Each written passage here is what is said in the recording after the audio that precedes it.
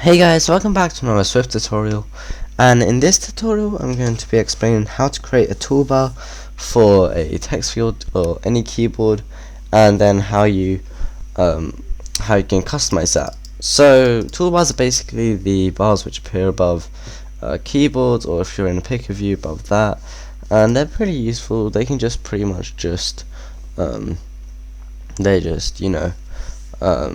are like bar buttons. They just have regular buttons, and when you click them something happens. So I'll show you guys how to create that. Just call it, let me call it toolbar demo actually.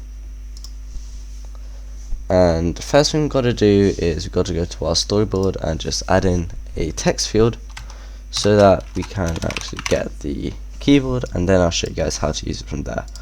So just put it in the center. Let's just give it 2 constraints there, and 25 on both sides, like so. I might actually make this a bit bigger, just so the keyboard doesn't cover it when we bring it up. Alright, so now I'm gonna go here and just put this in, and I'll call it textfield. Gonna go in view controller and just run it now so that we can see that the keyboard is fully working, and if not we'll have to toggle it, and I think to do that you have to go just wait for the simulator to load.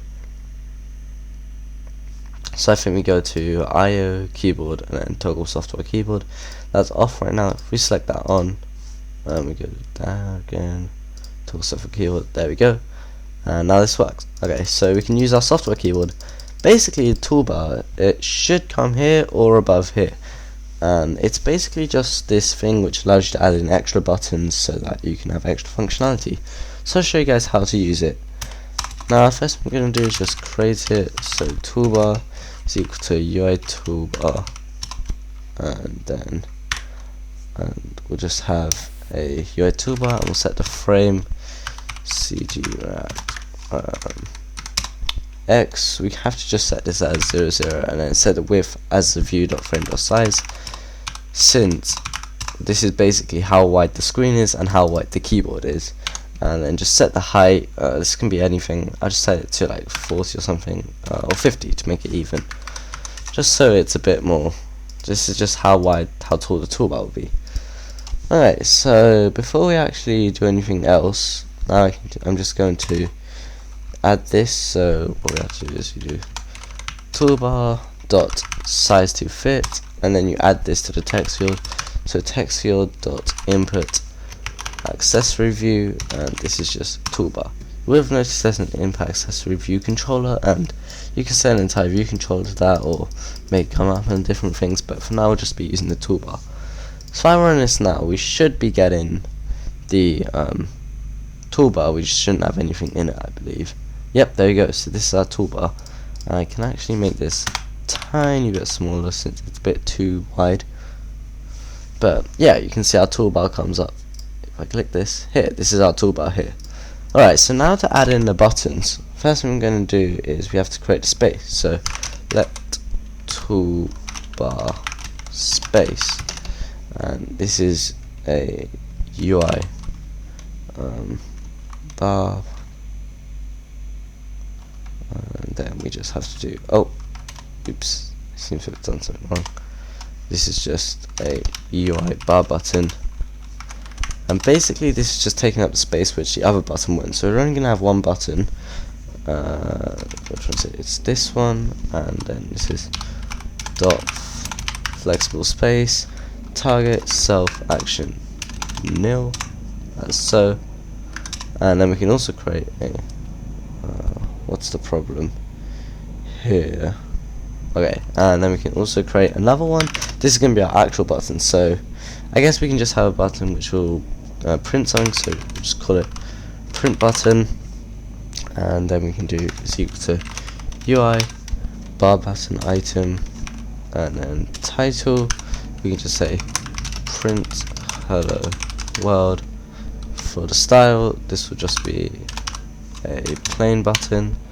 Target self, and for action we need to create a new selector. So to do that we have to add Objective C from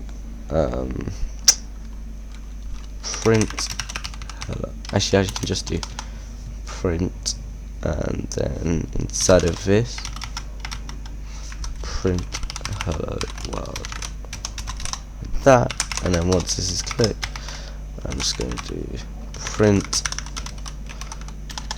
hello world, like so. Then you can reference this, which is pretty easy. We just do selector print hello world, like that. Okay, now the last thing we have to do is add these two to our toolbar. So to do that, we do toolbar dot items, and this is an array. I do toolbar space and print button. So if we run this now, we should get one button, and click this, and you can see this is our button. So if I click this, you can see the hello world pops up, and that's useful. So you can use this button for pretty much anything. Like, for example, if I wanted to just close it, then I could do textfield I think it's dismiss. Oh no, I don't have to dismiss. What is it? Oh yeah, I think it's resign first responder. I think that's what it is for textfield, although I can't be sure. Let's see. Okay, yeah, that's how you close it. And then you could just name this as, like, let's just say close. And if I run this now, we'll get a button called close, and we click that, it closes this.